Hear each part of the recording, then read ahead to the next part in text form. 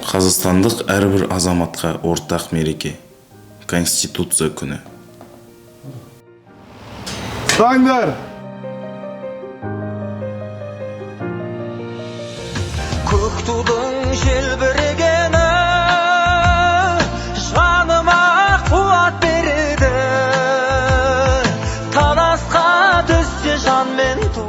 Көрдің бе балам, туы жығылмаған елді ешкім шыға алмайды.